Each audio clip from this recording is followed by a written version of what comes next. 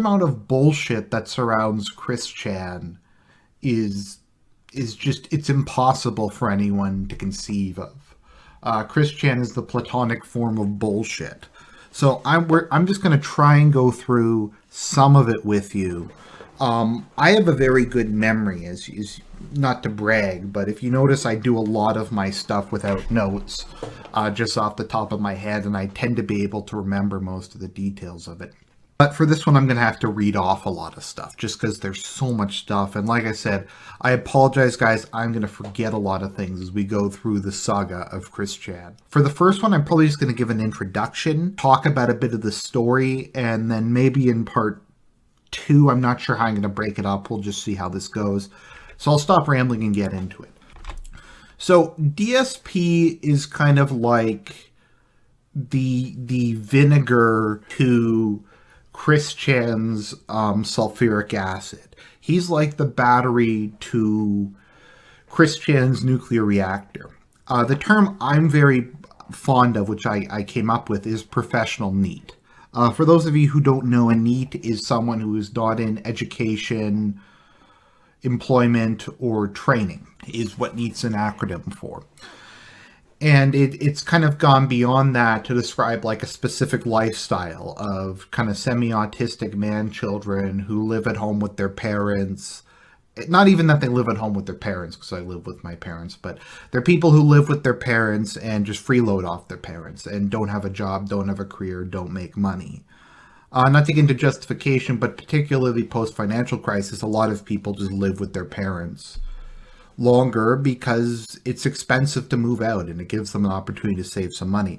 But a NEET is someone who lives with their parents just largely out of laziness or largely out of them being unwilling to get their life together. If they work at all, they work a minimum wage job, and because they live with their parents, all of their low income is disposable and they spend it on alcohol, pornography, video, that kind of thing. There's also autism, and if not autism, then autistic traits that comes with just social isolation. And there's a lot of other neat things like not bathing, not showering. And kind of where this whole NEET culture and kind of the idea of a NEET came from, I think, was to a large extent Chris Chan. Because he's an autistic man-child, literally autistic man, literally a man-child, who spends his entire life living at home. He collects mobility checks from the government. Combined with that and freeloading off of his parents, he spends all of it on pornography, video games, etc., etc. Like I said, I'm not entirely sure where to even start. Do I talk about the man? Do I talk about the Christery? Do I talk about kind of the cult that's formed around him? Well, I think probably the best way is we're going to start a bit with just the scale of the bullshit. Then we're going to move into the history. Then I'm going to talk about him maybe more as a person. Because this is a mess that is difficult to untangle. Don't worry, ladies and gentlemen, I'm a professional here. So, Christian Weston Chandler is the most documented person in human history. I don't think that is a controversial statement to make. We know more about him. We have more of his life basically on film than I would imagine just about any other person. Since we've made contact with him, that is, he's made contact with the internet, basically every moment of every day has either been recorded, cataloged, etc. Like, let's just pick a random example. So we have chronology, however, but they have literally by month. So we have a breakdown of everything Chris Chan did every day of that month. Oops, sorry. Okay, there's going to be a lot of stuff like that. I should put a warning in this. Just a lot of random nudity. So for every year for the last 8 years, we have every month. And then for the 2000s, we have probably most of what he did every day for those points in time. His entire life is entirely consistent of fake people. The people Chris actually knows, I think the only person left he knows who's real is his mother. Every other aspect of his life is entirely people on the internet pretending to be someone else. His entire existence is a fantasy world. And let's just look at a bit more at how extensive this is. They have they have every person that Chris Chan's ever talked to here. They have complete profiles of all of them. And they have it categorized, and they've kind of the people who have kind of come around Chris Chan have constructed a complete reality for him, and part of why he's so delusional is because everyone he knows is fake. And not only is it fake, but as we'll see as we go through this, these people deliberately try to make his life seem like a video game. He's kind of the culmination of the digital age. He's someone whose entire, I guess, kind of being has been shaped by the internet. Whereas DSP is kind of the epitome of everything wrong with YouTube, Chris Chan is everything wrong with the internet in general. And that includes the shadier parts of the internet. So we have, so far we've got into, we have every day of Chris's life. We have everyone he's ever talked to. We have an entire wiki, the Quickie, which is just a massive wiki that just everything he's ever done. We have daily updates. We have, what was it, the Love Quest. We have every girl he's ever pursued. We have quickisms, so we have all the kind of unique, strange wordings he uses. What else do we have? We have every day all of his Facebook posts. All his Facebook posts by day, categorized by topic. They have every issue of Sonichu, but that's kind of to be expected. That's not that interesting. So we have all of that. We also have Chris on every topic, on politics, religion, race, reality, greatest moments. So like these are all just kind of things. And I mean, just look at it. Have you ever seen a wiki for a person? But if you compare it to like what we know about Charlemagne or something, we just don't have that much primary sources. But we have primary sources of every day of Chris Chan's life, pretty much, and it's just disturbing. But it's also fascinating because he is the ultimate lol cow. He has probably occurred more bullshit in his life than everything else, any other person in human history. And as I try to take you through this, and like I said, I'm going to miss a lot of stuff because there's 1,700 pages on this wiki, and a lot of those are really long. I just want you to, I'm going to try and point out, but just keep your ears open. A lot of things we see here are going to be stuff that became stereotypes, became running jokes, have kind of become part of neat culture. I think to a large extent the whole autism meme for kind of people in our spheres came from Chris Chan. So without further ado, let's try to go into Chris Chan, because this is going to be really, really difficult. The Christorians, yes, they call it Christorians, have divided his life up into sagas by time, but also, generally speaking, by his sweethearts, and we'll get into that in a minute. I'm going to try and do this in kind of the order of his life, because frankly, it's difficult. I'm going to be jumping around if I don't try to do this chronologically. Even then, I'll be jumping around a fair amount. So it's organized in sagas based on where he is in his life and what girl he's pursuing.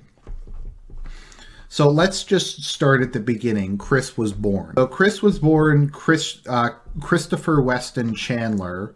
I forget the exact date he was born. Let me see. I think it was the mid-'80s.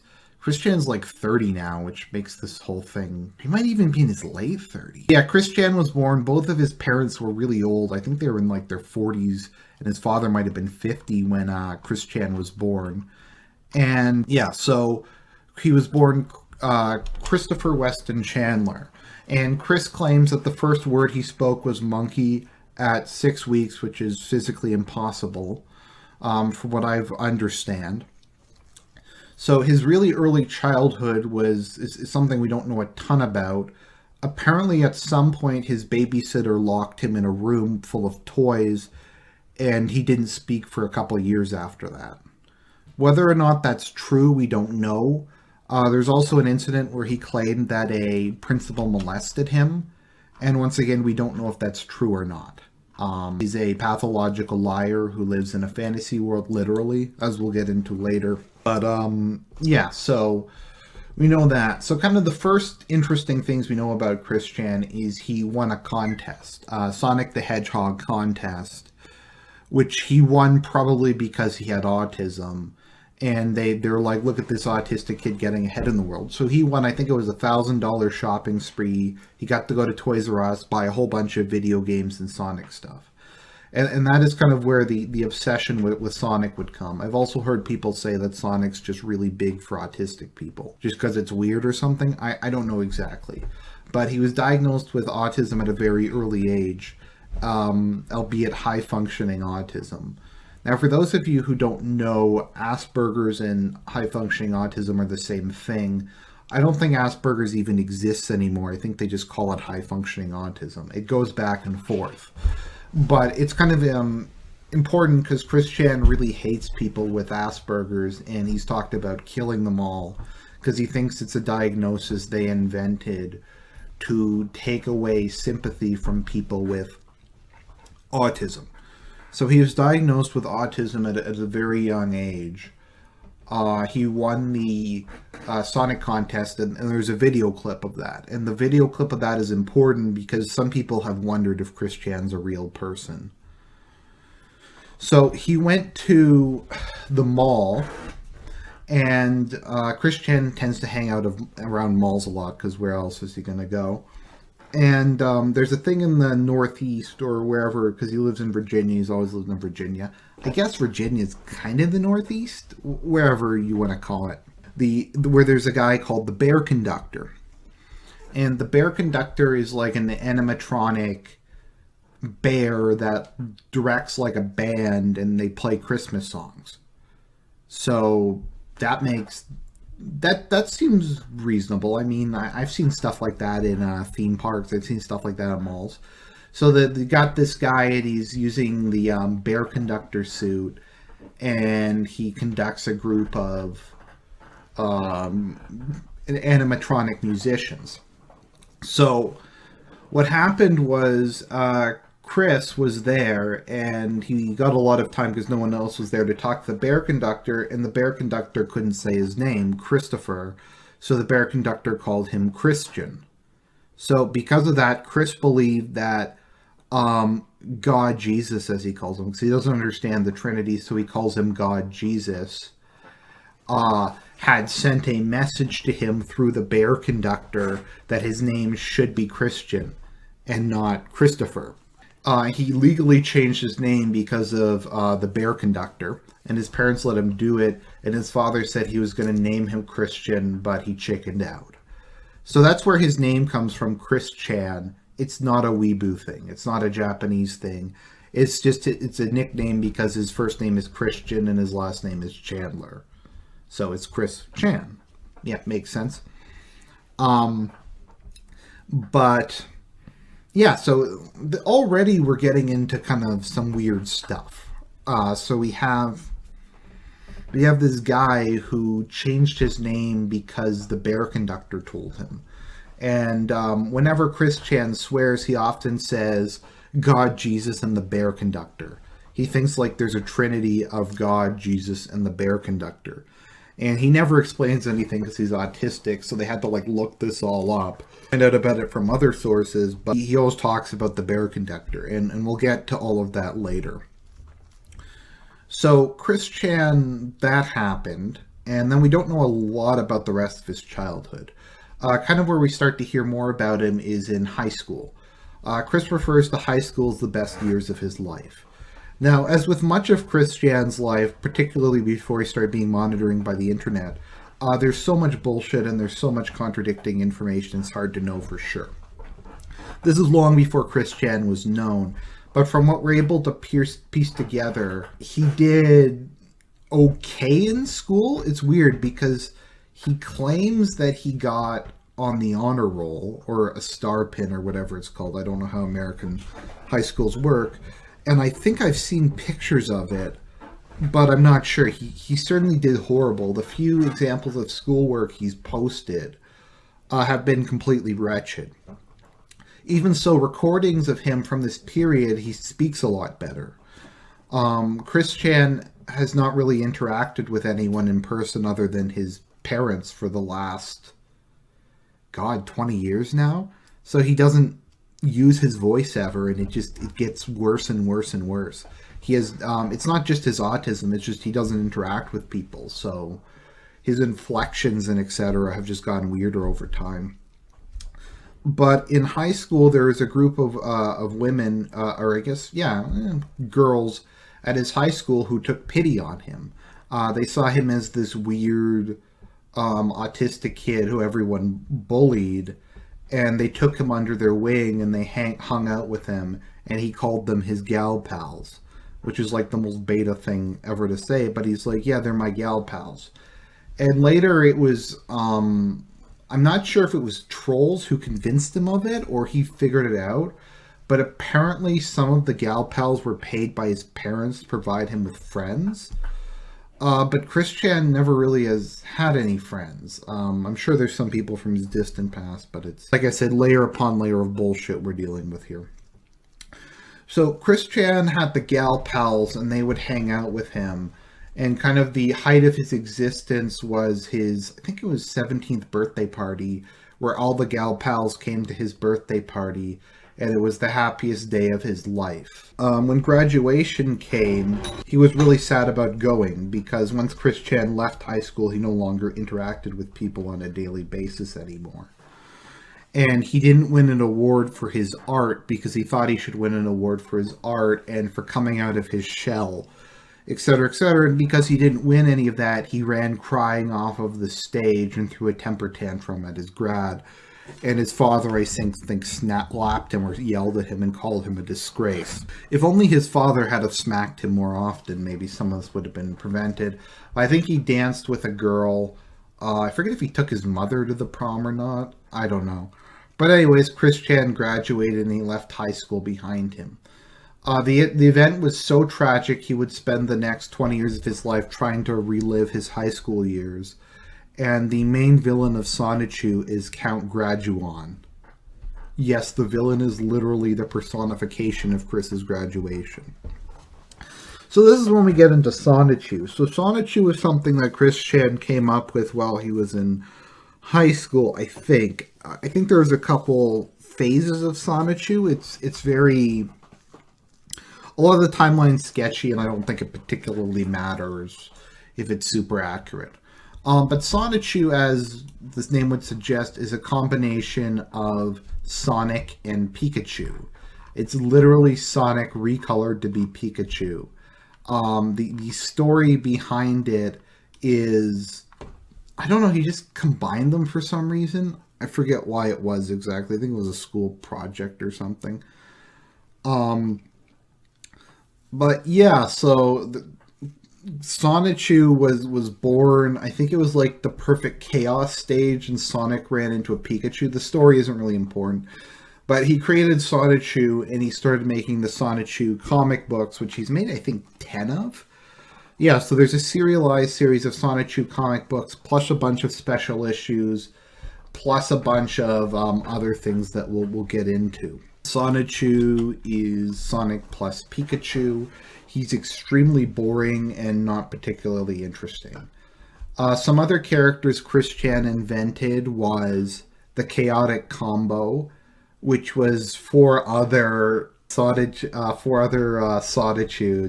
I think there's like a grass one, a flying one, a psychic one. There's like Angela Chu, Magichan, and a couple others, and they like go on adventures and stuff. And that was like the first couple issues. Eventually what happens is Chris puts himself into it as Chris Chan in the comic, but he's also Chris Chan Sonichu. So he is a Sonichu, he's a blue Sonichu. So he's a human who can transform into a into Sonichu. So Sonichu, the original one, the yellow one, gets kicked out of the comic really early in favor of Chris Chan Sonichu, although kind of following me here? No, that's probably a good thing. So Sonichu gets kicked out in favor of Chris as the main character, and it stops largely having a plot. And it just becomes an analogy for Chris's life, and will kind of relate to what happens in Sonichu to Chris's life as time goes on. It's literally like when you were in really young and you were angry that someone was mean to you, and then you like drew a little comic and you said like he's a poopy head, and that's literally basically what happened. He drew this as a way to get back at people. Part of Chris Chan's thing is he believes his creations actually exist. He believes they exist in a parallel universe. He thinks there's an infinite number of parallel universes, so I guess he's kind of like a new atheist or something. And that in some other universe, Sonichu exists, and there is a Chris Chan Sonichu in another universe. I guess it's kind of like Myst, where the Aru or whatever, they write the books. So yeah, so there's Sonichu, and then there's Rosechu, and there's all the other people. So it initially started off as kind of this lame thing. There was Robotnik, there was Bill the Scientist, there was Count Graduan. You can look at it if you want. I wouldn't recommend it. It's awful. It's not even like so bad it's funny. But what it quickly degenerated into, and I can't show you it. Well, there's just one example. Is it very quickly became, because when people started accusing Chris of being gay, he started mass producing Sonichu porn. And a couple people made Sonichu porn where Rosechu had a dick, and so to counter that, he made heterosexual Sonichu porn, and he just began to mass produce it, and it frequently happened in the books. So Sonichu just has constant sex all the time. He talks about how big his Sonichu's dick is, and he just goes into extreme detail about all of it. And you may be going, this is kind of weird. You have this childlike dumb thing. Like, I'm sure most of you as kids were like, oh, I like that character. Wouldn't it be cool if he was a cyborg robot alien or something like that? I mean, we've all done stuff like that, kid. But take that and mix it with really graphic, poorly drawn pornography, and you have a altogether disturbing combination. I think this is to a certain extent where kind of the whole idea of Neats as being both childlike and sexually frustrated comes from, because that's what Chris Chan is like. I'm looking at the clock and it's already 25 minutes and we've gotten nowhere. So I'll probably do another 5 to 10 and then we'll conclude this. I'll just say it's the introduction.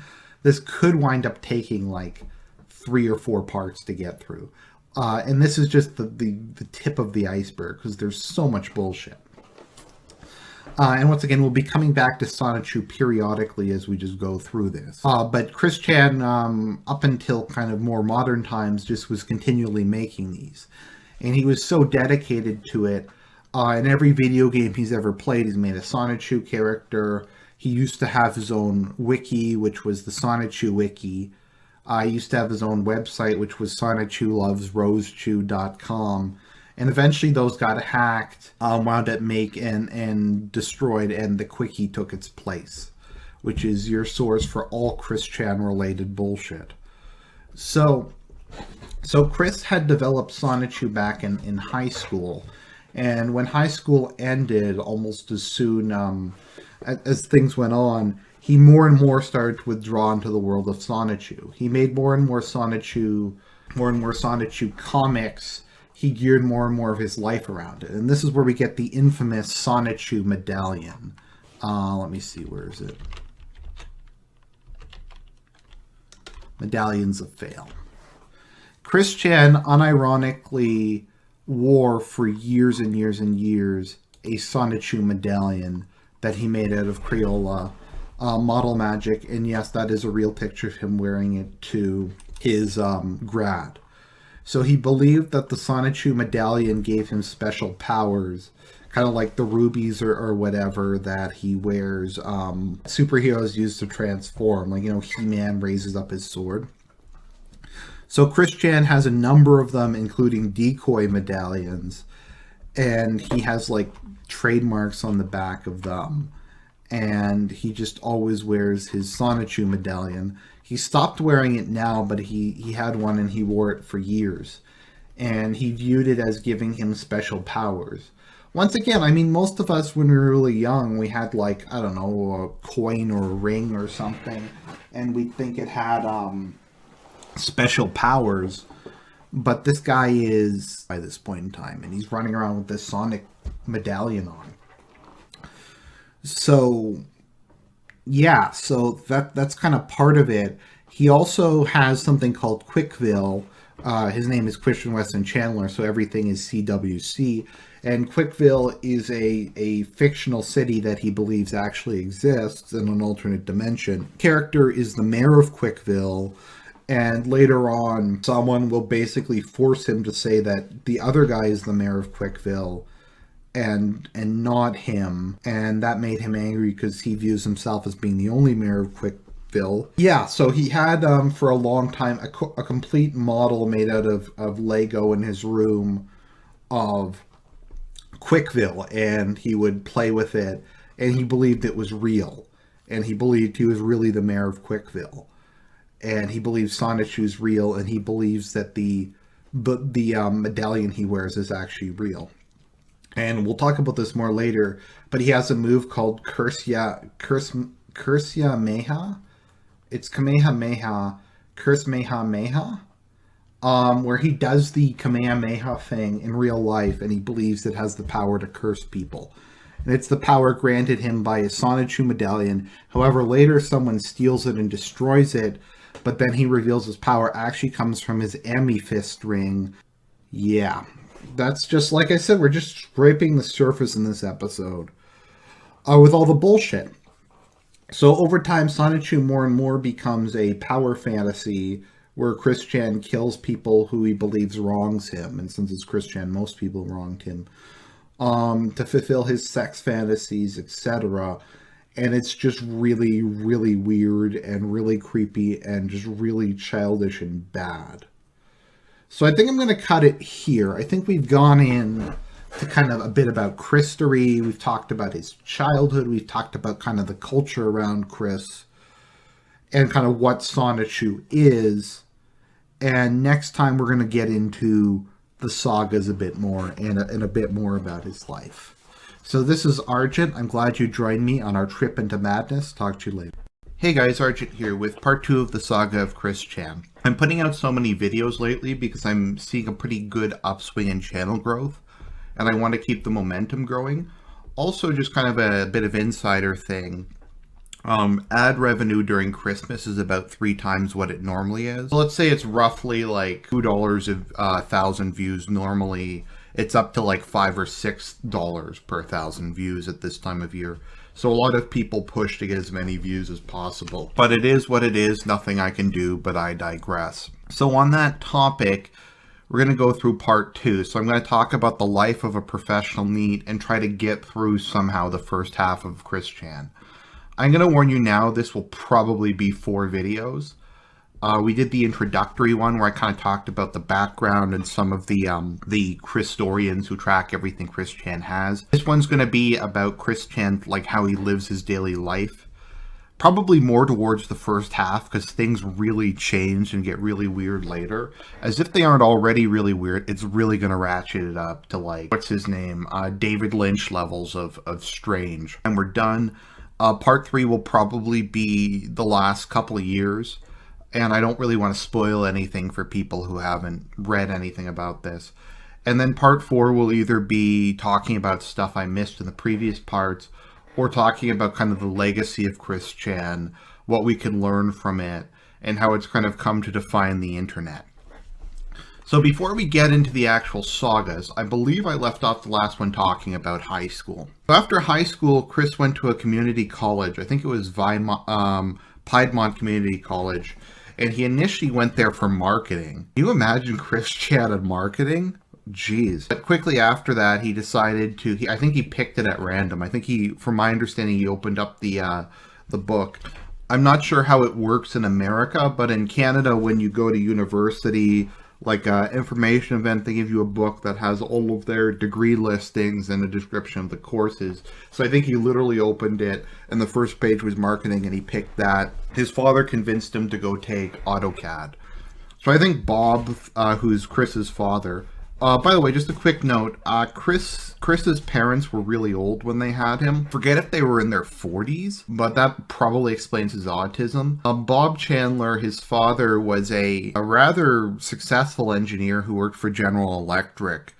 And part of why Chris Chan's able to go with his bullshit for so long is he got a good pension from that. My understanding is he helped to design the machine that creates plastic water bottles. I forget if his mother did anything, but yeah, his father collects Social Security, maximum Social Security, and a good pension. So I assume the house also used to be paid off. But his father decided to convince him to take AutoCAD or CAD CAM. Which is probably not a terrible choice, because Chris Chan obviously can't do a lot of things, but he seems to be able to use a computer, maybe. So he went there to get his associate's degree. Now, I don't understand how the American college system works. I'm not really going to go into detail about that, but my understanding is an associate's degree in America is equivalent to a college diploma in Canada. And when I heard it and they said it took him 6 years to get it, that didn't really sound that long, but apparently an associate's diploma or whatever is only supposed to take 2 years max. But anyways, so he went there, and it was around this time that Chris Chan really started to become the person he is now. I mean, it was already there, but this is post-high school, so he doesn't interact with people anymore. So this is the origin, around the time that we come up with the love quest. The interesting thing about the love quest is it seems to be pretty universal around autistics. Most of the autistic people I know have some variant of the love quest. Don't ask me why. It is what it is. Nothing I can do, but I digress. The love quest is basically Chris Chan believes that his purpose in life is to find the perfect sweetheart, his soulmate, that he will marry and cherish. And once he finds her, everything else in his life will magically resolve itself like a movie. He kisses the girl and everything works out. And I think he often believes that not only will she do all the chores for him, not only will she bear his children, but she'll also work for him. And she'll bear his daughter, who he's named Crystal, after the illustrious metal. And Crystal is both his daughter and his sister and a sort of love interest in the comics. It's really weird. But kind of how we divide up Chris's saga is what girl he's pursuing. And all the girls are, of course, trolls, normally men pretending to be women.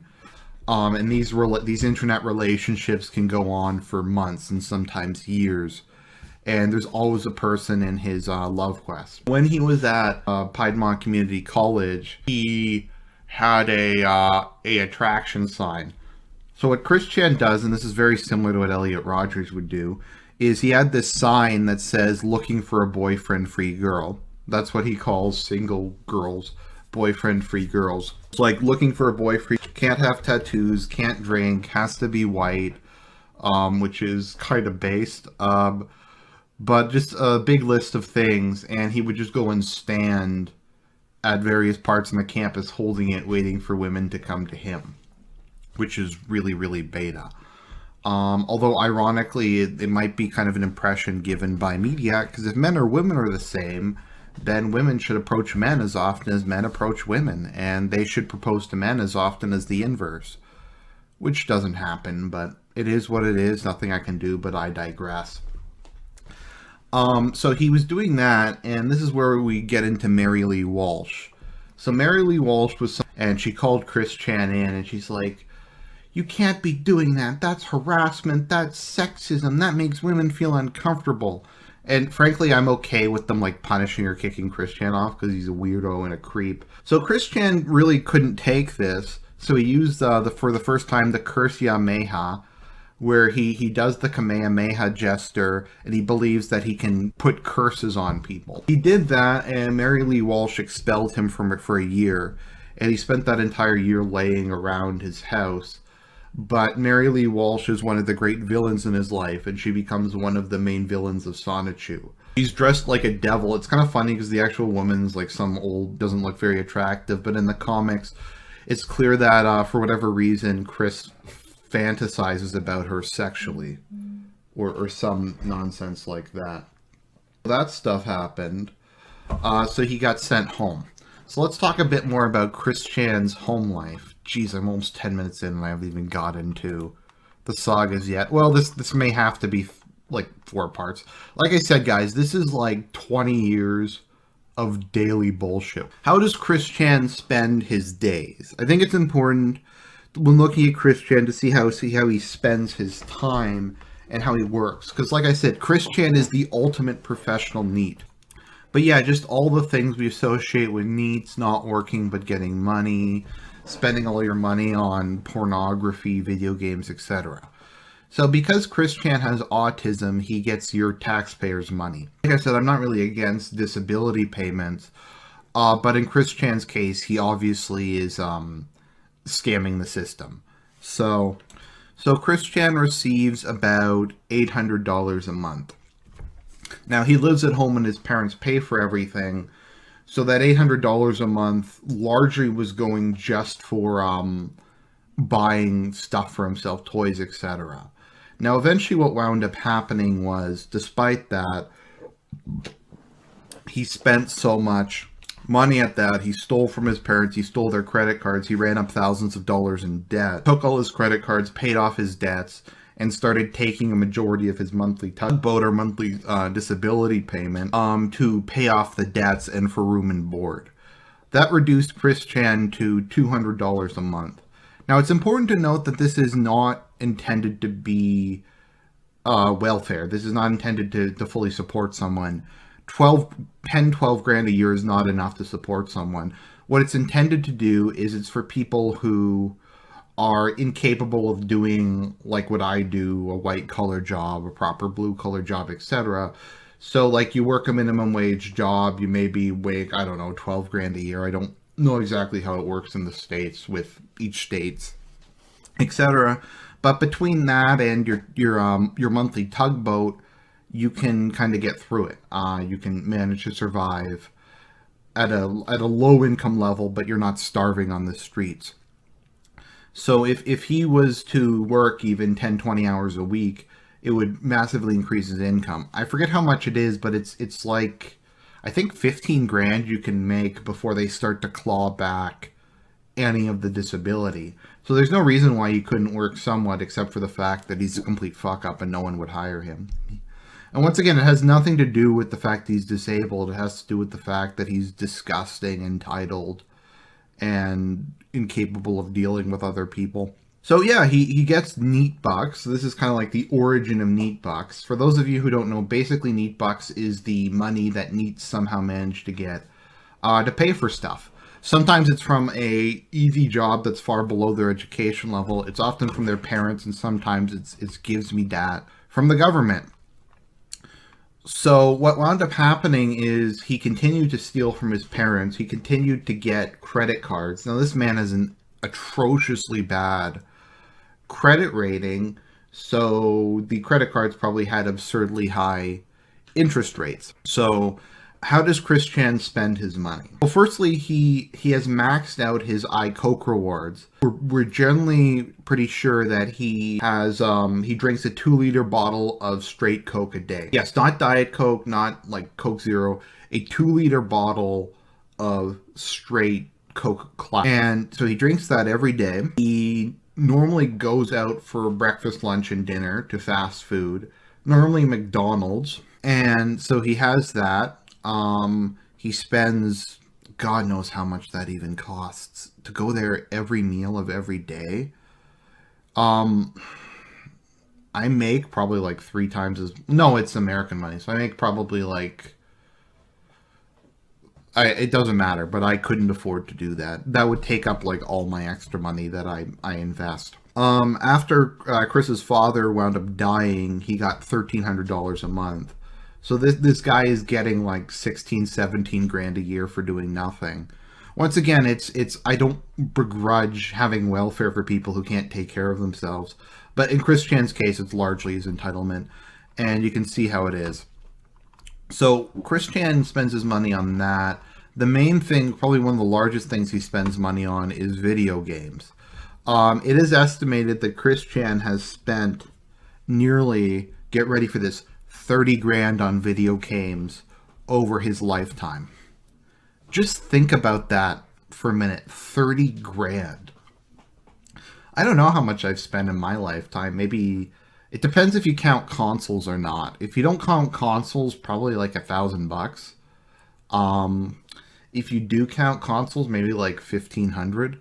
It also depends whether or not you count my computer, which I use for a lot of other stuff and I needed for work.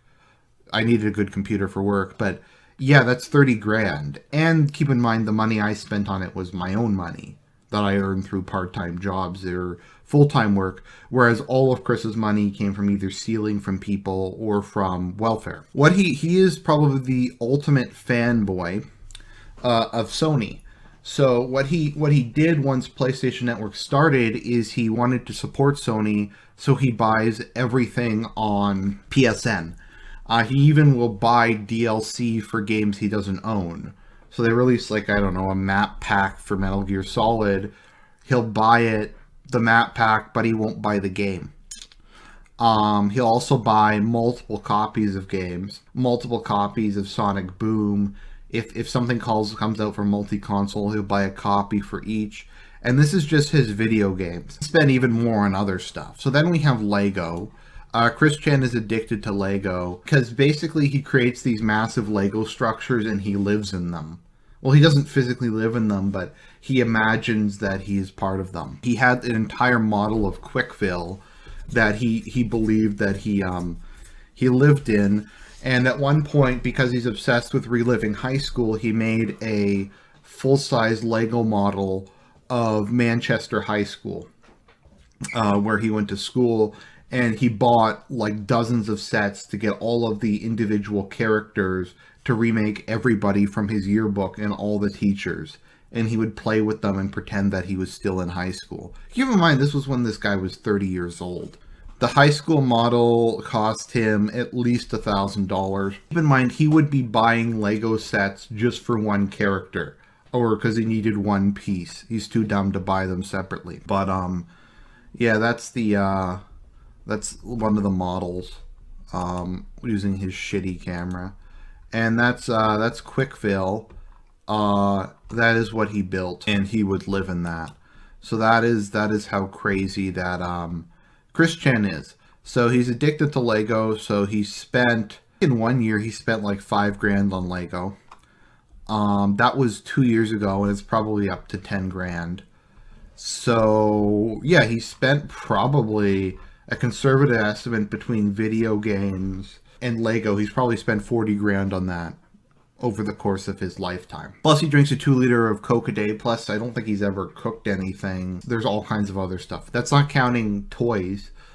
He buys immense amounts of like Transformers and stuff like that. Okay, so this video is just going to be about Chris Chan's life. I'm sorry, it's going to be difficult to get further than this. And then he also buys sex toys. He has several sex dolls.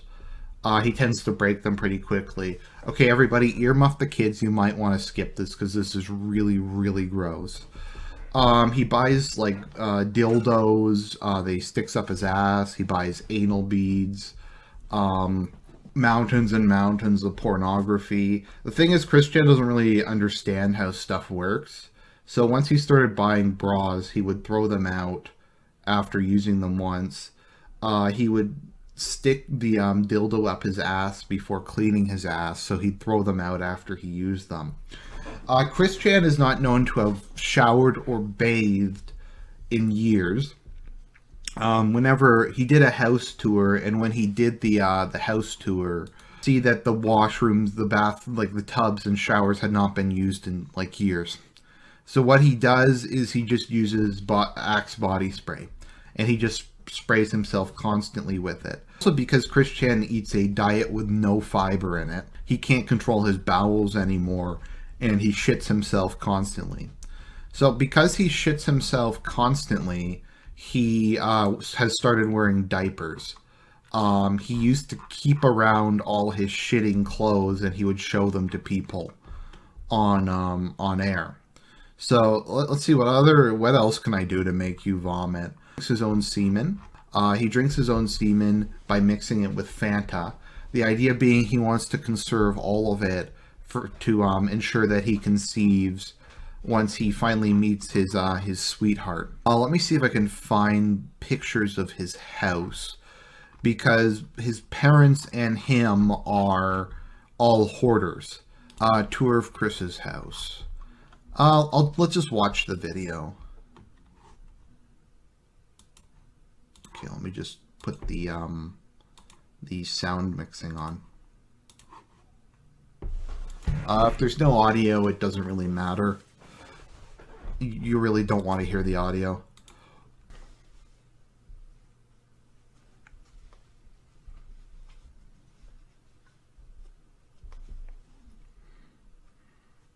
I'm sorry, people. This is how he records shit.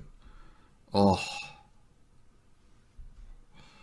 No, you don't. That's clearly, like, hasn't been used in years. Okay, maybe it'll look better if I minimize this.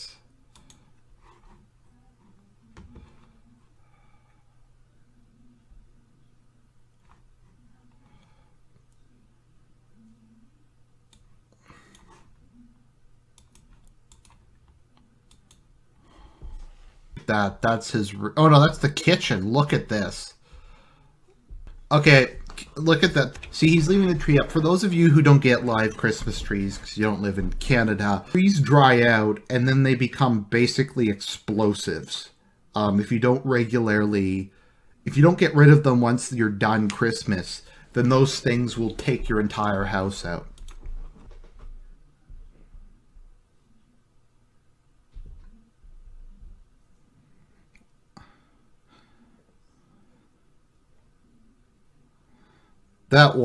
That's all junk that him and his mother had.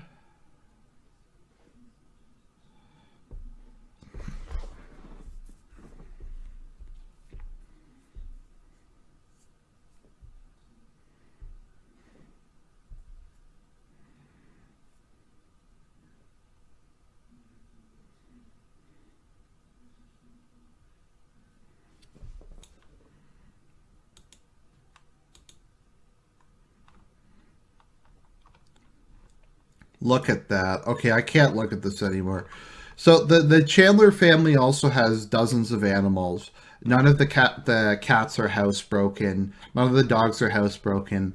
The cats and dogs piss and shit everywhere. Chris Chan frequently falls into the piss and shit as he walks through the narrow pathways that are throughout his house. And Bob, his father, wound up dying from bug bites because the house is infested with bugs because of how dirty it is. And that is kind of what his daily life is. He gets up at about noon, he plays video games, he drinks a 2-liter, he goes to McDonald's or Burger King, he probably shits himself a couple times, he changes diapers. There's no indication that he cleans himself at all. He sprays himself with more Axe body spray. That is the life of a professional NEET. Autism, pornography, bathing, having no personal hygiene, etc. Chris Chan's body is actually deformed. His skin is like sickly pale because he never goes outside. His arms are not only unmuscular, but they've degenerated to the point where they're just skin and bones because he can barely walk anymore. And he's quite fat. He's not morbidly obese quite yet, which indicates a fast metabolism, but it's going to go eventually. That is the life of a professional NEET. Okay guys, I'm sorry it's taken 3 videos to get to the actual meat of the story, but as you could see from the previous 2 videos, there's so much just bullshit to deal with. It's difficult to know even where to begin. And as I was saying to someone on Facebook, when Random Assault tried to do this and cover this, the saga of Chris Chan, it was like 12 hours. It took them 4 episodes. Each episode was like 3 hours. So as long as this seems, this is the Cliff Notes version. Let's just start going through the sagas of Chris Chan. Chris Chan's life is so long, and there's so much stuff that happens. They divide it up into phases. Yeah, that's how crazy this whole thing is. Let's just start going through this, and once again, I'm going to forget a lot of stuff, but we're going to move forward positively, try to cover as much as possible. So the longest saga in the life of Chris Chan was the Megan saga. Chris Chan used to go to a store called the Game Place. Game Place was a place that sold video games, trading cards, toys, all kinds of stuff, and it was also kind of like a community comic book store. If you don't have one in town, we have one where I live, and people used to go there to play Magic cards, to hang out, to play board games. They had a room in the back where people played D&D, all that kind of fun stuff. So the Game Place was basically that. In particular, it was a gym for the Pokemon trading card game. Now, you may know gyms from the video games and from Pokemon Go, but the Pokemon trading cards are kind of actually one of the biggest and most enduring card games. And there were gym leaders, and kind of the duty of the gym leader was to teach the younger kids how to play the game, to collect points, et cetera, and to referee matches. Chris Chan was caught on video at the Game Place once as part of a news story on Pokemon cards. And he has an Ash Ketchum costume, and he wore that for years. And there was a time that the gym leader was sick, and so he was temporarily made assistant gym leader, kind of like assisted to the regional gym leader. However, they quickly removed him from the spot because he screamed at the kids, threw stuff at them, and threw temper tantrums when he lost. Despite being like 25 at the time, he couldn't beat kids at a children's card game. Yes, I know it sounds like Yu-Gi-Oh! The abridged series, but he couldn't do it. And apparently he was also especially mean to the black kids, but that's neither here nor there. So he would hang out at the Game Place. Chris Chan tends to hang out at places, because where else is he going to go? So when he was there, he met Megan Schrader, who was the first sweetheart, and it was the beginning of his love quest. They were actually kind of friends. They'd play Pokemon together, video games together. Because she was a girl, Chris Chan immediately started hitting on her, often aggressively. We aren't sure if he groped her or whatever. Things were kind of heading in that direction, and she kind of used him as a debit card to buy pictures of Nazis for her, because she had a sexual attraction, as far as we can tell, to pictures of Nazis. So on that note, so Chris Chan was just hanging out at the Game Place. And this is when he kind of started drew attention to the internet. From my understanding, people were posting about webcomics on on Something Awful, back when Something of Awful was a thing. I think the only place Something Awful is really still alive is in EVE Online with Goonswarm Federation. But that's neither here nor there. So they were posting a thread about weird webcomics, and someone who went to school with Chris Chan posted about Sonichu. And they started looking through, because Chris Chan had multiple Sonichu websites. He had all his comics up online. He posts everything about his life online. So people immediately found all this stuff, and it just exploded, and there became thread after thread. I think there was a whole sub-forum of just stuff about Chris Chan. So it was around this time that the trolls started to make contact with him and started screwing with him. Upon realizing that he really doesn't like homosexuality, they started making porn of the Sonichu characters. He made, because he's a character within Sonichu who transforms into Chris Chan Sonichu, becomes the main character after he removes Sonichu. So they make a bunch of gay porn of him fucking Sonichu, and then they also make ones of Rosichu with a penis, which he calls a pickle. And it leads Chris to make multiple videos going, "I'm straight. I like China." He calls vaginas China. And he calls his dick a pickle. Actually, his dick is severely deformed, and he frequently takes pictures of it. And he tattooed a picture of Sonichu on it. So take that for what it's worth. They started making that, so what wound up happening is he decided to make his own porn, so he made porn called She Came for CWC. And it's a picture of him power fingering. So what happened was they said, oh, that's Crystal, because Crystal is his sister / daughter / love interest in the comics. And they made an image. He made the image, and they're like, well, that's kind of creepy if you're having sex with your daughter. And then he goes, oh, no, it's not Crystal, it's Megan. And then he drew a bunch more porn of him and Megan eventually found it, and things didn't really turn out very well. And when she confronted him, he said, look, I made the porn because it made it so I wouldn't rape you. That's literally what he said. He's like, well, if I hadn't have made the porn, then I would have raped you. So what do you expect me to do? Also, within this, we're going to head on to the Adam Stackhouse saga, which is kind of a subpoint in this. So after Chris Chan loses his relationship, or I guess kind of one of the few real friendship of his life with Megan, for being a creepy sex fiend who drew pornography of her and posted it on his website, we have in the middle of this, before everything went completely down, the Adam Stackhouse saga. I'm just going to start moving through the different sagas. The Adam Stackhouse saga was there is a contest based on the game Parappa the Rappa, which is apparently a PSP game. I've never played it. So the first prize in the Parappa the Rappa contest was, if you won, you would get 2 PSPs in an all-expense paid trip to PAX. So Chris Chan had this idea that he was going to win. He was going to give Megan one of the PSPs. They were going to go and they would make love for the first time and commit themselves to each other in the hotel room, which is kind of a very common thing with a lot of NEETs and autistics. They have this really strange worldview where everything's kind of like a movie, this unrealistic thing.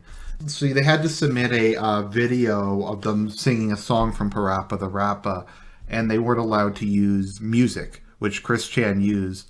Now the person who won was Adam Stackhouse, and he did like all this cool video editing. He had beatboxing. He got his family involved, so he won.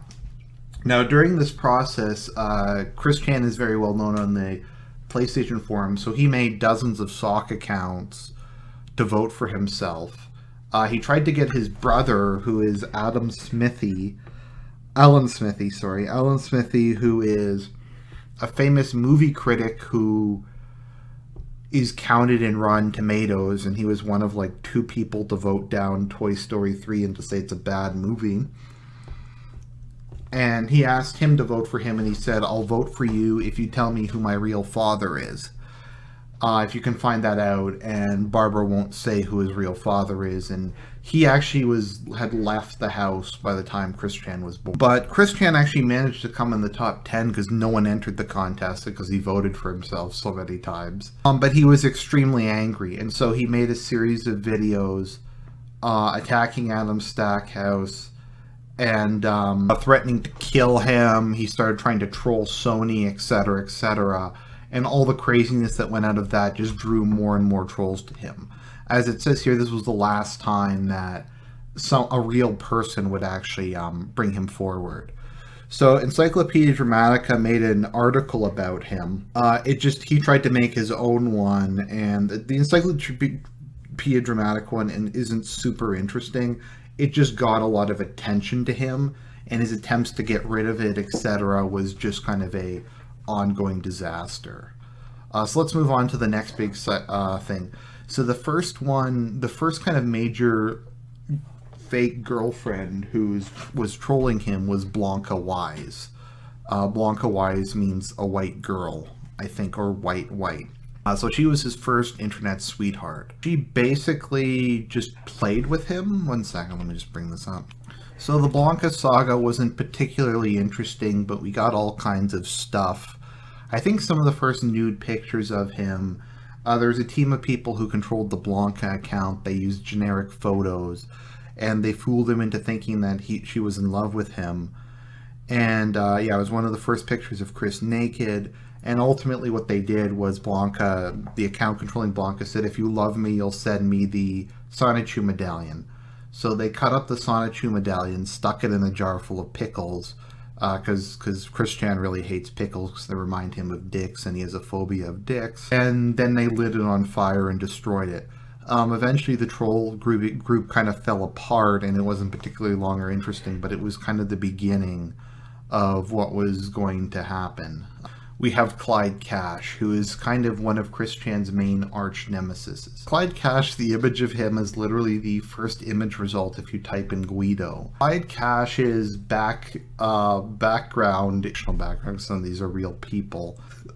His brother was a massive fan of Sonichu, and Chris hadn't been producing Sonichu anymore, and actually declared that he had canceled Sonichu because he was too lazy to work on it. So Clyde Cash's brother committed suicide over the whole thing, and Clyde Cash had a quest for revenge. He would eventually go on to create the Miscreants, which was a parody of the Patriots from Metal Gear Solid. There's a lot of Metal Gear references. The whole thing preventing Chris Chan from losing his virginity and to destroy his life. Yeah, so Clyde Cash showed up and began trying to just destroy him, and many of the things over the years after this were caused by Clyde Cash. So next we have the Panda Halo saga. So Panda Halo was a troll girlfriend from Australia, and Chris sent her all kinds of footage of him engaging in sex acts, including footage of him jerking off. So he sent Panda Halo a PSP that he had bought for Megan. He was talking about how he would have sex with a dog if she would eventually have sex with him. So these people, you have to keep in mind, had literally dozens of, like, hundreds of phone calls with him, and this is all just kind of taking over the surface. As part of Clyde Cash's campaign of revenge against Chris Chan for causing his brother's suicide, Clyde Cash flew to Australia and raped Panda Halo, who got pregnant with Clyde's child. So what wound up happening was Clyde decided to marry Panda Halo and take care of their baby in his secret evil lair, and Chris tried to pressure Panda Halo into getting an abortion or to abandon the child to the man who raped her so that Panda could live with Chris at his parents' house. Knew that Clyde's act of rape had gotten Panda addicted to sex, and she expressed some interest in threesomes with Chris and Clyde. In the end, Panda gave Chris an ultimatum that if he could get Sonichu made into a real Nintendo game so that Chris could support their future family together, she would abort Clyde's baby and live with him as his sex-addicted baby-spewing wife. So basically, Chris Chan couldn't figure it out. He never contacted Nintendo because he was too lazy. He was killed by bushfires in Australia because there was a fire that happened, and he assumed she died in it. Her talked to him afterwards, but he still thought she died even though she was talking to him later. So he said, "I recently learned that she was still alive, married to Clyde Cash and with a healthy child, even though memorial dedications were apparently a loss. I wish them many happy years in their marriage." The Miyamoto saga. People contacted Chris pretending to be Miyamoto and Reggie Fils-Aimé, and they were claiming that they wanted to make the Sonichu video game. And and Chris legitimately believed that this was Miyamoto and Reggie, and they asked for some like modest things. Could you get us some drawings? Could you like tell us how the game is going to go, etc., etc. And he was unwilling or not able to do any of it. And they claimed they'd make his game a reality if he would go to the Nintendo headquarters, but he was too lazy to do that. So he made a PowerPoint presentation where he was presenting it, and he literally just talked about himself and didn't talk about the game at all. Yeah, that was kind of what happened, and eventually, because he was lazy and didn't do anything, they told him to fuck off. So now we're going to get into probably the lowest this whole thing has gone, which is the Julie saga. So Julie was, I guess, his third sweetheart, and this person really fucked with him more than anyone else. They demanded all sorts of sex tapes. They had phone sex with him a whole bunch of times. Julie tricked him into buying her. She got him to give her like the credit card numbers, and they ran up a ton of money with his credit cards. They made him engage in all kinds of depraved sex acts and all this other stuff. I mean, the whole thing is really hideous. So what happened at one point was the mysterious brother of Julie, Blue Spike, apparently kidnapped her and was going to torture and kill her unless Chris Chan traveled to Ohio and rescued her. So Chris Chan drove all the way to Ohio and back in one day. When he drove to Ohio and back, it turned out they had, of course, given him a fake address and they sent him to the middle of a ghetto. As kind of a gesture of love, he sent her multiple videos of him having sex with a sex doll, yelling, "Julie! Julie!" It's very disturbing, but those videos are on the Quickie. So what wound up happening is Julie managed to get control of his PSN account and website, and he was blackmailed by her brother Ike into declaring Billy Mays as the mayor of Quickville. And to get his account back, they made him break up his medallion and shove it up his ass, which probably could have killed him. So just keep in mind, whenever you think Chris Chan's bad, the trolls are much, much worse people. But what wound up happening is, after he did all this, it was revealed that Julie was actually a 13-year-old boy who had been groomed by the guy who controlled Clyde Cash to pretend to be a woman. Now, just keep this in mind for a minute. Chris Chan was having phone sex on a regular basis with a 13-year-old boy, and this 13-year-old boy was basically groomed to do all this stuff by Clyde Cash, or whoever the hell was controlling him. None of these are real people, so it's kind of hard to know who really did what in this story. But, yeah, so Chris Chan was controlled by Clyde Cash, and it turned out that this whole thing was... Yeah, so it's very profoundly disturbing, and it's kind of the lowest point this ever went. Some of the trolls actually thought that basically coercing someone into being a pedophile was going too far, even as far as the trolling went. So, in general, though, people manage to justify it because most of the people who troll Chris Chan are more than likely sociopaths, and they do this sort of thing for fun, tormenting autistic man children, I mean. So, in between this and another saga, we had a troll named Emily who went on a date with Chris in real life. This actually happened. And she went on a date with Chris as a way to troll him and to give him hopes that he might be going somewhere. So, Chris's father, Bob, went along with Chris on the date, and he was actually doing a better job chatting her up and flirting with her than Chris was, ironically enough. So what wound up happening is, near the end of the debate, when Chris thought he was about to get a kiss, the man in the pickle suit shows up. And there's a picture of him, and the man in the pickle suit was one of Chris's arch nemesis, who was working for Clyde Cash, as we've discussed earlier.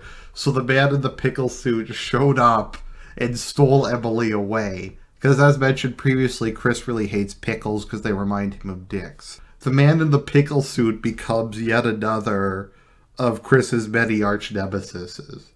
And I think you have to keep in mind and cut Chris a little slack. I mean, the guy has a completely distorted view of reality, but if there was, like, a conspiracy of people called who like have an organizational name, the Miscreants, and they do shit like set up fake dates and have guys with pickle suits ruin your dates, you're probably going to become something of a psycho. You're not going to really understand reality because you literally live in a bad Metal Gear game. And speaking of bad Metal Gear game, we come to everybody's favorite saga in Chris Chan. Or actually, should we even bother talking about Ivy? I don't think Ivy was really that interesting. I'm just going to skip Ivy because I didn't find it that interesting. Nevertheless, Ivy was committed suicide for whatever reason, because Chris rejected her or something happened. So Chris Chan was in love with yet another woman, and they basically led him on for months, and then they had her commit suicide. How many people, like, of the people who have flirted with him, one got stolen by the man in the pickle suit. One died in a fire and got raped and married his arch nemesis. One of them, another one, committed suicide. I mean, it's pretty messed up. And then we get into the Vanessa saga, which is also not that interesting. One of Chris's few in real life friends managed to get Chris in believing that High School Musical actress and pop star Vanessa Hudgens was in contact with him and was going to wind up getting married to him or something. Also, it kind of breaks Chris's whole... Chris Chan said he would only be interested in white girls. As for Vanessa Hudgens' background, I think she's part Filipino. I'm not sure if she's a mestiza or a castiza, because in the Philippines they call half whites, half... They use the same terminology as colonial Spain. And I also forgot to mention that during the Miyamoto saga, Chris Chan believed that Jay-Z was his lawyer. Now, to be fair, I don't think he knew who Jay-Z was. I can't really blame him for not knowing who Jay-Z was. I don't listen to rap, so if he wasn't in the news for other things, I don't know like who a lot of rappers are. So it's not really that interesting. I'm going to have to just cut this off, and I think I'll do the Liquid Saga as its own like 5 to 10 minute bonus video just because it's so crazy. But we're going to talk a little bit about Rocky Shoemaker and Chris Chan's religion. So Chris Chan is actually not an atheist or irreligious. He is a Methodist. And we'll talk about a bit more about this once we get to the Tom Girl saga. I'm trying not to spoil that. But Chris Chan does go to church every week. He believes he's received several visions from God. He doesn't understand how God works, so he calls him God Jesus. And as I said, he believes in the Trinity of God, Jesus, and the bear conductor. And he got kicked out of his first church once the pastor found all of his online porn stuff and just for being a nuisance and harassing the congregation. We sing All Are Welcome a lot of times every on certain Saturdays, but I don't know. I can see people kicking Chris Chan out. I mean, Jesus said, go and sin no more. Jesus was like, okay, we'll accept you, we'll forgive you, but you have to work at some extent in trying to fix your life. And Chris Chan has zero intent to fix his life. Rocky Shoemaker was a pastoral counselor appointed by his church to try to help Chris. They tried to contact the cops over the whole thing. So she tried to get Chris to quit the internet. I think she got him to destroy his PS3, which he called his life upgrade, and he actually had sex with his PS3, I think several times. But anyway, she tried to help him. A general problem with Chris's life, and like I said, it's kind of hard to talk about this too much, I just figured I'd mention it, is he goes to a liberal Christian church, and liberal Christianity basically affirms whatever you want to do. Chris Chan's like creepy stalking of women, his reluctance to get a job, his general just wretched behavior is reaffirmed by his church, and they support him pretty much no matter what he did. The only person to stand up to him, the previous pastor, left. Once that got changed over, he got to go back. And I'll just show you let's see here. Rocky provided a great deal of information about Chris's home life to a troll posing as a court-appointed psychiatrist in the run-up to one of his court appearances. During this call, it was revealed that Bob Chandler had died due to bug bites. And just one more thing before we end this portion, there's so much insanity to do. Chris Chan got kicked off out of the GameSpot. That was the place where he was the deputy gym leader, the game place, and he kept trying to go back to it. And one time, I think he tried to run Michael Schneider, who was the man who owned it, down, and he ran over him twice. And Michael Schneider, generously enough, refused to press charges so long as they'd pay for his medical bills. And Chris Chan made a number of things yelling at him. However, as I've noticed in my life, if you're mentally ill but not quite mentally ill enough to be put in jail, basically get off scot-free with really minimal punishment. So yeah, he tried to kill Michael Schneider and he almost went to jail over it, but they pulled out at the last minute. So that is the end of part 2. Next time we're just going to cover the Liquid Saga just because it's awesome. And then there'll be one more video kind of covering what's happened up to, including the present. where shit really gets bad. And I know you're saying, Argent, how can it be worse than those pictures you showed of the filth that he lives in? Oh, my friends, it's going to get so much worse. You have no idea. I think it's very important to understand when we're talking about Chris Chan that the people who troll him are obsessed with Metal Gear Solid. They call themselves the Miscreants after the Patriots.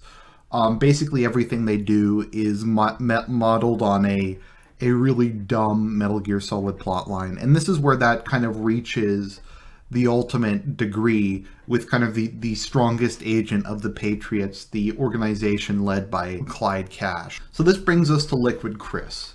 So Liquid Chris basically is a guy who shows up and he claims to be the real Christian Weston Chandler. Now, as we know, Chris Chan was born Christopher Weston Chandler, and he later changed his name. So when Liquid Chris shows up, Liquid Chris says, I was always Christian Weston Chandler, and my identity has been stolen by Christopher Weston Chandler. Trolls came to call Ian Brandon Anderson for whatever reason. But from here on, I will refer to the person who is trying to screw Chris Chan over as Liquid Chris, and the actual Chris Chan as Solid Chris. Liquid Chris showed up with a video. Now, it's kind of interesting because Chris Chan makes vlogs and he goes, Captain's Log. And he always talks about, he always does it in like that format, although Chris Chan has never seen Star Trek. But he watched an episode of South Park where they talked about Captain's Log.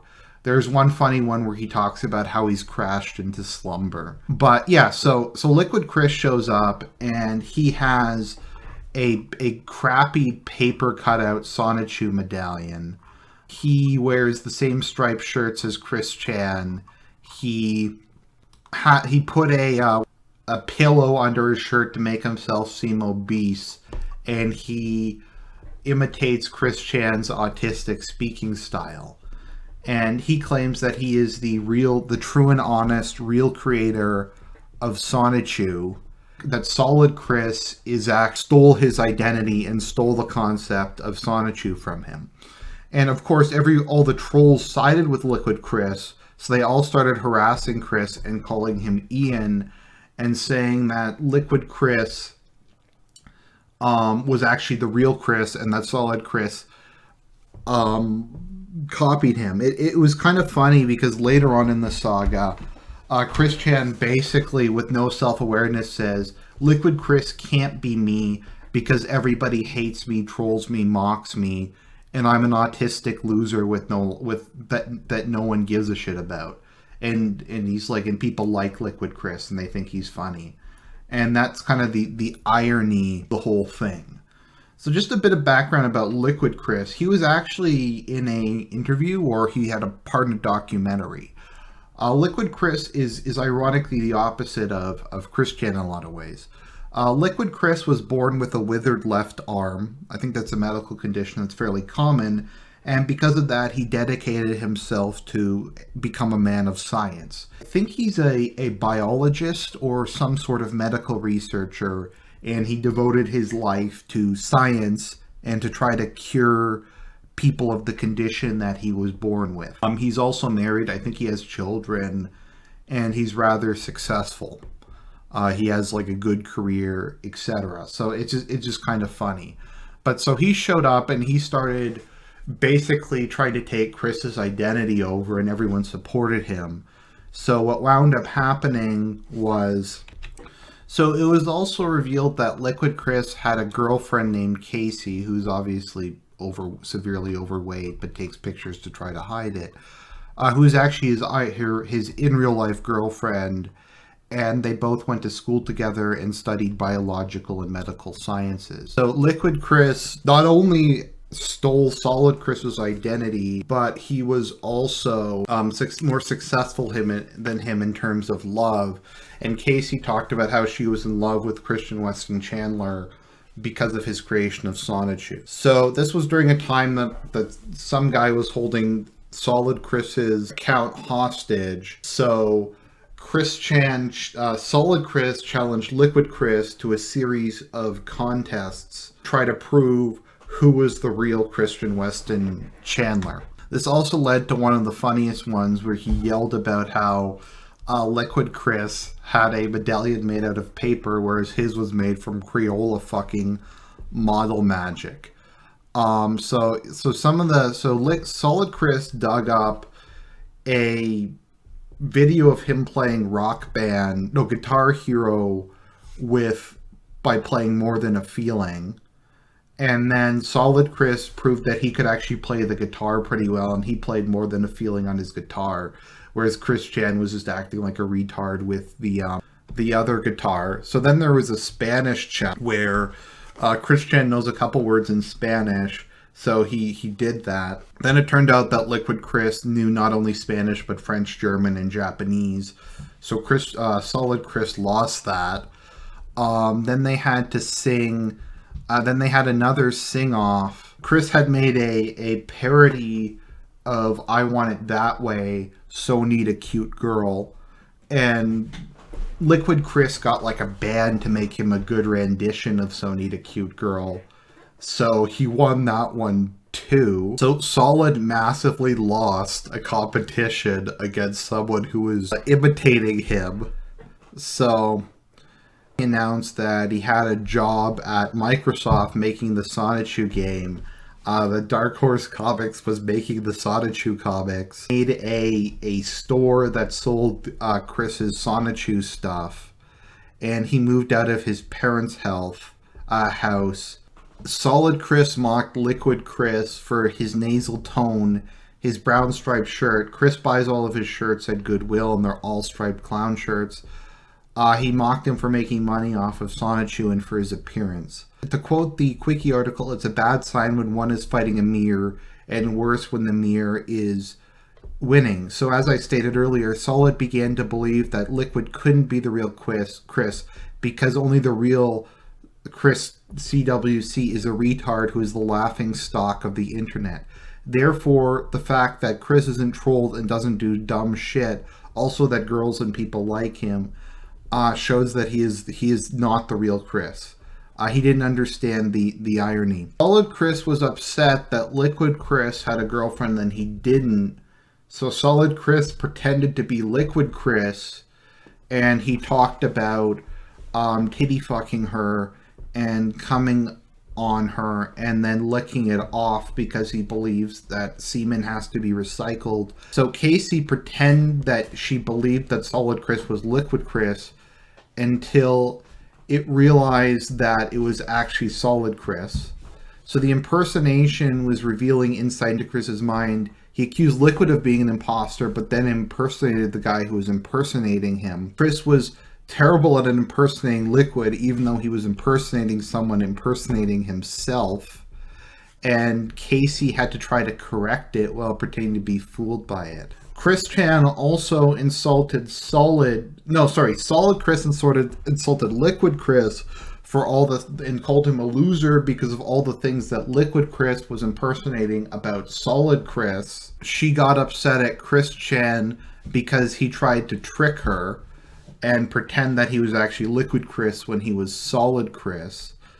So he made a video entitled "I Love You, Casey," and then he had a love quest to try to steal her and to think that she was in love with him despite no reason. So he made a video attacking Liquid Chris to say that he had won Casey's heart.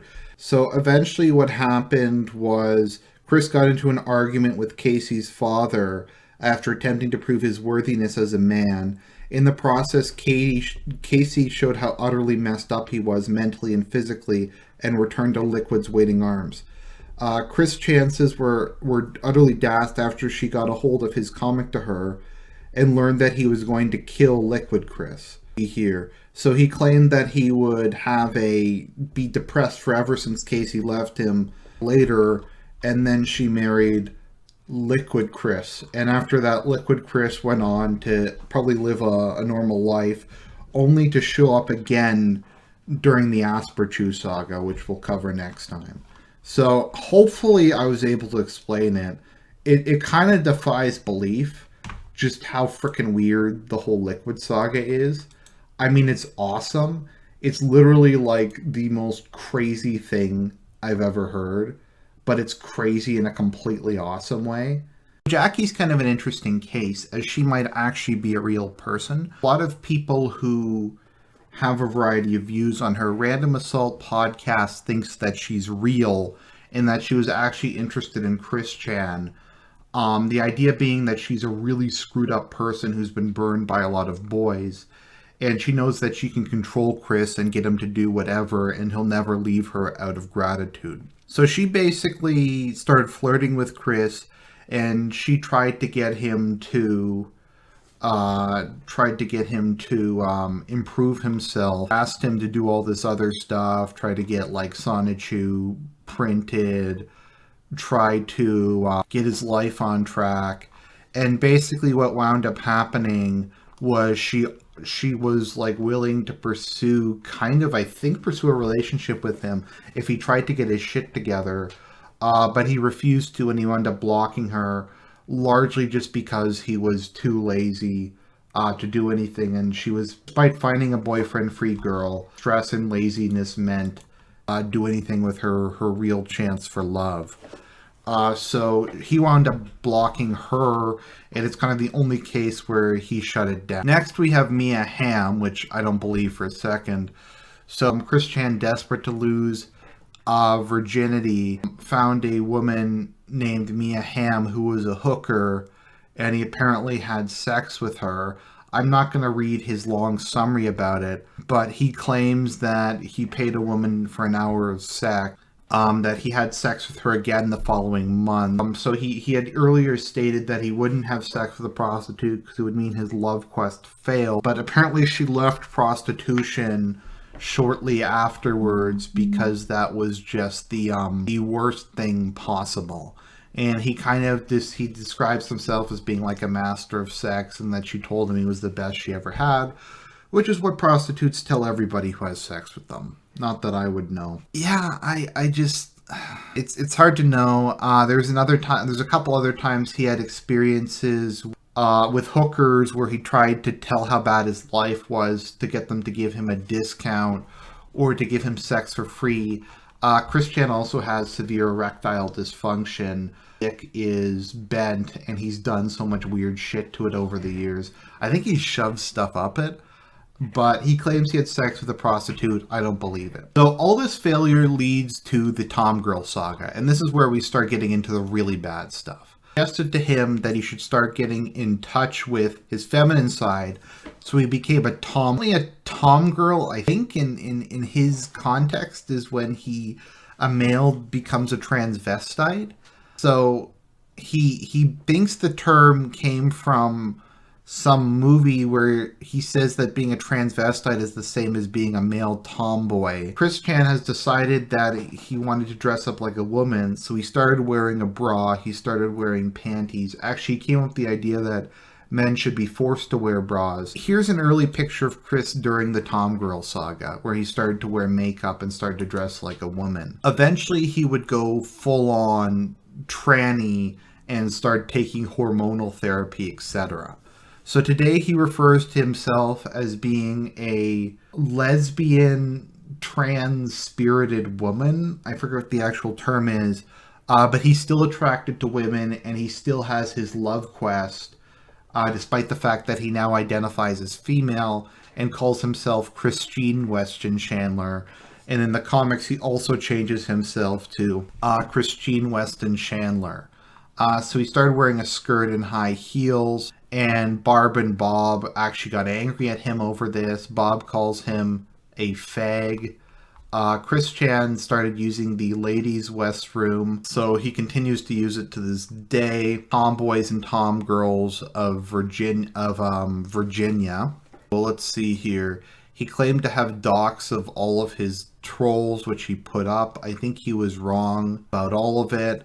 Chris Chan was unable to make more videos. Okay, he refers to himself as being a lesbian in a male body. Not Chris Chan is actually trans or not. I mean, obviously, if you've seen any of my channel, I think the entire thing is indicative of severe mental illness. and the people should probably be institutionalized. Rest. So what Chris would go on to do, and once again, vomit warning, there's going to be a lot of vomit warnings, is we have the unclit. Went on to get a piercing on his taint as kind of a woman thing, and he thought that getting a piercing there would give him the equivalent of a vagina. So he got that, but he was also listening to binaural beats and subliminal messages, which he believed would help him to develop female genitalia organs. What wound up happening when he got the piercing is because Chris Chan hasn't bathed in years, it immediately got infected. But he began to re-pierce it himself with a safety pin, and that made it worse. So he professional and had it redone, but it kept getting infected, and he hasn't gone to a doctor yet. So let's see here. So what is this? Okay, so I'm just going to read this. Well, a whole a month without new updates on the Trolls website. I was hoping for longer than that, but I was going to make a public announcement about it anyways. The cat's out of the bag now. Anyways, I had something done to me that is radical, that I did for my lesbian soul. I got a new piercing on my taint on Monday the 15th about where my clitoris would be if I was a woman. In short, steel straight pierce. Okay, whatever. I'm tending to it, cleaning personally in daily baths or showers, as well as cleaning the area with rubbing alcohol twice daily. That sounds like a really bad idea. I, Christian Weston Chandler, have long been thinking about getting a piercing on my taint with a steel sphere where my clitoris would be if I was born female. In my sole identity as female and a lesbian, as a fair substitute for that, and to stimulate the woman's clitoris via scissoring. Years ago, after watching the lesbian couple tripping each other in the softcore and porn video, The Key to Sex. For those of you who don't know about tripping, it is more commonly known as scissoring, where one woman rubs her vulva against the other woman's vulva to stimulate each other's clitoris. The female bonobo monkeys also have long clits, and they do it to each other all the time. And to make everyone understand, I am a female lesbian soul trapped in a male body, or to put it another way, I am a lesbian transgender. I am seriously into women. I'm not gay. I like chicks. Even my own penis grosses me out. I'm glad that I tuck it underneath my taint, so I don't have to look at it as an ugly bulge. I have come out as lesbian transgender. I have always been and ever will. And for every one of you sods who continues to mislabel me as a homosexual male, or hint anything towards that even in jest, you can kiss the vagina of my soul. So he still hates homosexual men, but he's a tranny. So he posted a picture of it, and he continues to I'm going to warn you now, there might be a picture somewhere on this page that I'm accidentally going to... Okay, I don't see one here. So then he re-pierced it again, and what it turns out to be is it's a massive infected cut on his taint, and it continues to grow, and he continues to push it and make it grow further and further. Also keep in mind, Chris Chan doesn't bathe and he wears diapers, so the whole thing is coated in feces, and it's soon going to get gangrenous. And if the wound goes into his blood system, he will die from septic shock. So he has an open wound that he's actively stretching and trying to make bigger, that he thinks is his vagina, and it's coated in piss and shit from the diapers he wears, and he's still in continued denial. Septic shock could happen soon, so he very could likely die from this. I'm not gonna show this because honestly it makes me almost vomit. So that wound up happening, and that's kind of where we are today.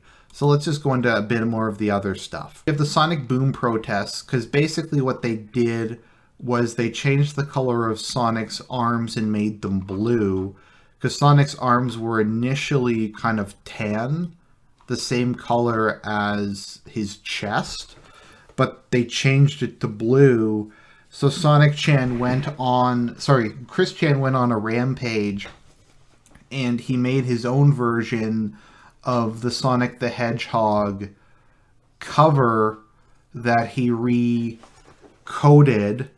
So he recolored Sonic's arms as being tan, and he went into GameStops and he put the insert into the game boxes. He also had a one-man protest to boycott the game.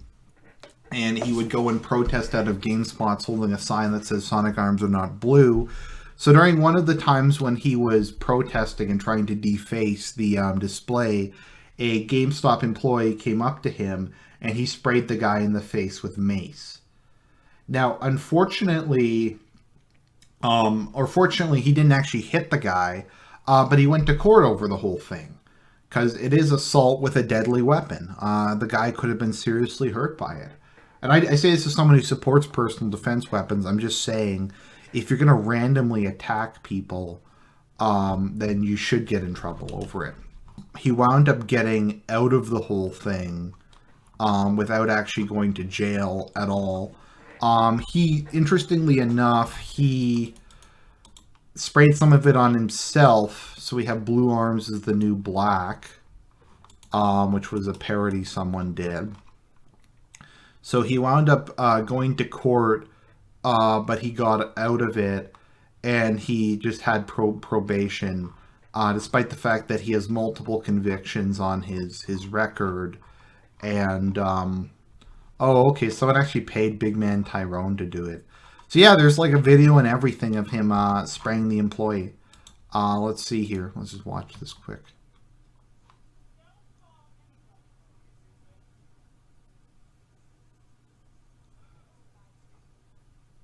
So yeah, so he had burned his hands for weeks as a result of that. So Chris Chan basically got off because he's retarded, but he's not retarded enough to put in assisted care apparently. So he went on and on about the whole Blue Arms thing. And then around this time we had the destruction of Chris's house, and Chris's house was destroyed because they had a plugged-in coffee maker in the bathroom, and the coffee maker's cord had eroded over time from repeatedly closing the door over the cord, because the cord was over the door and not under the door. It had started an electrical fire which burned the house down, and so the house had to be rebuilt, and yet it's just as shitty as ever.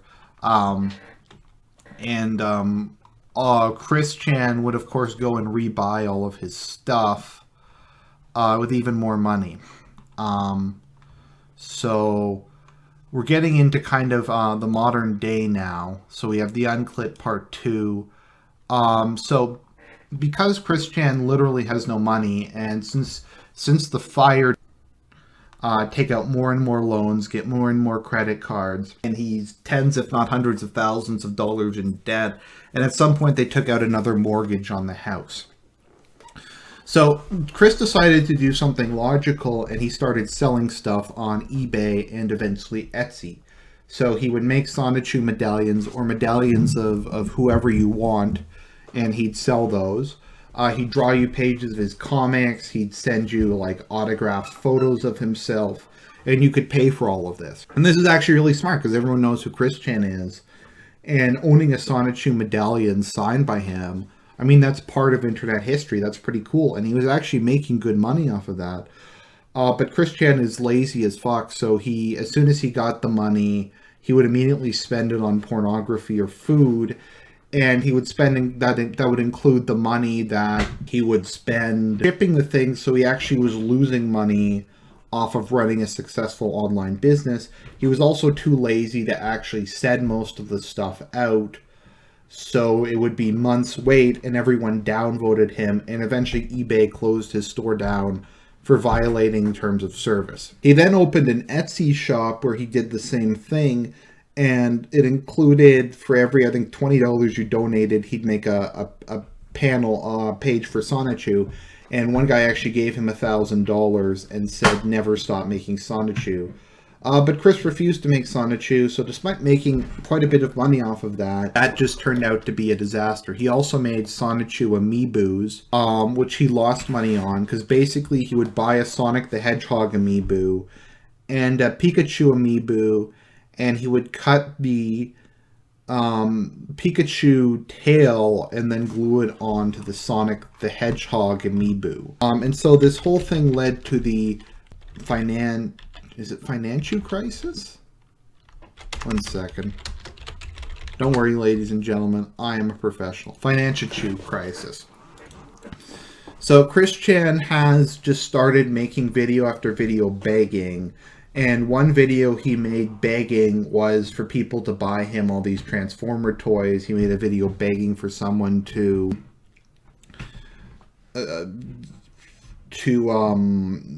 buy him a PS4, but he took out more money and bought that stuff for himself. And he continues to beg and beg. And here is just some of the debts that we have. Let's see here. He purchased a PS4 with a credit card. He has credit card companies have started taking him to court because his mother and him have tens, if not hundreds of thousands of dollars in unpaid credit card debt, so they're starting to get sued over and over again by stuff. Here's some stuff that Christian has bought during the financial crisis. Ghostbusters Lego set for $500, $500 in Transformer toys, at least $100 in sex toys, a $600 PS4, and at least $500 in video games. So he spent $2,400 American on stuff for himself since the financial crisis began. Now, to put that in perspective, my 5-night trip to Chicago, it wound up being, I think, 4 nights. My 4 or 5 day trip to Chicago, including all the food I bought, including the airline tickets, was about $1,100 or $1,200. I get paid, probably that's about what I make in a month. That actually might be a little more than what I make in the month because of how bad the Canadian dollar is. So he spent more money than what I make at an okay for someone my age, white collar job in a month. Spent that in the last 6 months on just toys. So he's taken money from payday loan. He's had his Etsy shop shut down for violating terms of service. He begs for money over and over again. He did ones where he's like begged for money to pay for Barb's medical bills, and then he uses the money to buy himself more toys. See here, he just wants more and more money. He started making YouTube channel and doing Let's Plays. He sold a couple VIN cards on eBay. He won't sell any of his video games. He won't sell any of his other stuff. He just continues to e-beg over and over again. He has a Patreon, of course, because everyone has a Patreon. So he claims that he needs at least $200,000 for all of his loans. He now says that he needs $250,000 to pay off everything. Keep in mind that's American, so that's like 400 grand Canadian. And he wants an extra $50,000 just to buy more. So he wants money while playing with Transformer toys. So he lives in just kind of a room surrounded by toys, having sex with his sex doll, slowly dying from obesity, diabetes. His teeth have started to fall out from the amount of soda he drinks on a daily basis. He may get dysentery or die from dehydration at some point because he doesn't drink water and because he doesn't eat any food with fiber. He'll probably get cancer at some point. So that kind of brings us up to the present, and we keep saying this can't go on any longer, this can't get worse, but it does keep getting worse. It keeps getting weirder, it keeps getting more disgusting. And I don't really know what to say about the whole thing. Chris Chan, as I think you've seen, has kind of come to epitomize neat culture. He's kind of come to epitomize the worst aspects of, well, humanity, but kind of the worst aspects of the internet. How corrosive being a professional neat is. how many assholes a lot of these people have to deal with. I mean, the whole thing is just a complete and utter. I don't really know what to say about it. So I think that concludes the saga of Chris Chan. If people want me to make anything else, I will. Otherwise, I wish you all a good day. And whenever you're down, just think to yourself, you're not Chris Chan.